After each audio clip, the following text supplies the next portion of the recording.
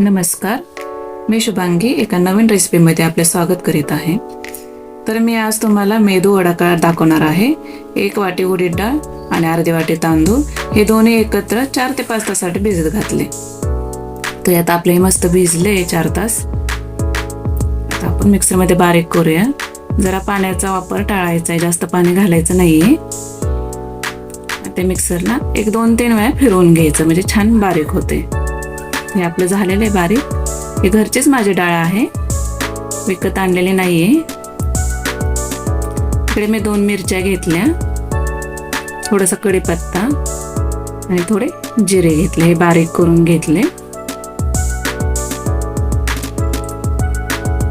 इकडे कोथिंबीर, 1 कांदा छोटा चिरून घेतला. थोडासा ओवा मी चोळून टाकते, म्हणजे छान स्वाद येतो. 1 चमचा मीठ टाकले, थोडी कोथिंबीर टाकली आणि कांदा टाकला.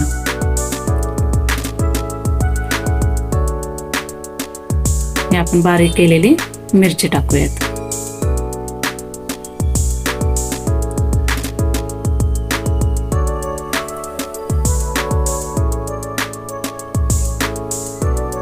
आता हे पीठ आपले सर्व एकत्र करून छान हलवूयात.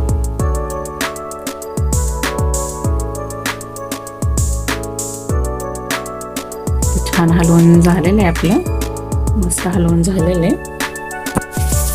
इकडे छान तेल तापलेलं आहे.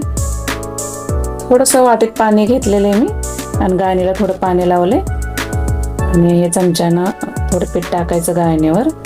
थोडंसं पाण्याचा हात घेऊन मध्ये होल केलं आणि ते आपलं तेलात टाकलं. मंद आचेवरच आपण हे वडे बनवायचे. बघू शकता हे तुम्ही. थोडंसं मी पाणी गाळणीला लावलं. थोडं पाण्याचा हात घ्यायचा नॉर्मल. पाण्याचा वापर असल्यामुळं तेलात टाकताना जपूनच टाकायचे. हे बघू शकता तुम्ही आपल्या गाळणीवर वडे किती छान होत आहेत.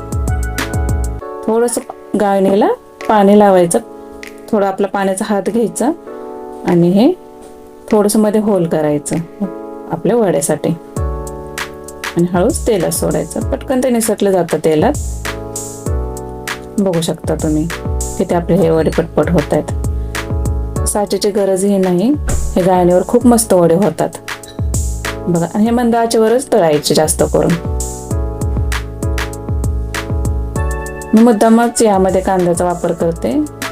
टेस्ट छान लागते. एकदा नक्की करून बघा आणि मला कमेंट करून सांगा की हे वडे कसे झालेत. हे मंद आचेवरच मी तळलेत पूर्णपणे. बघू शकता तुम्ही किती छान भाजलेत.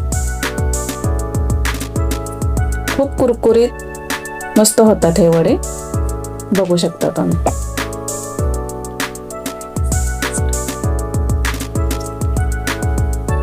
नक्की कमेंट करून सांगा. सबस्क्राईब करा मला, प्लीज सपोर्ट करा मला. नक्की तुम्हाला हे वडे आवडतील. नक्की ट्राय करा. बघा किती छान झालेत आपले हे वडे. नक्की ट्राय करा प्लीज. खूप छान आहेत हे वडे बघा. बघू शकता तुम्ही किती छान झालेत वडे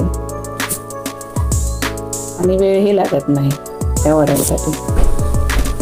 नक्की कमेंट करून सांगा हे कसे झालेत. धन्यवाद.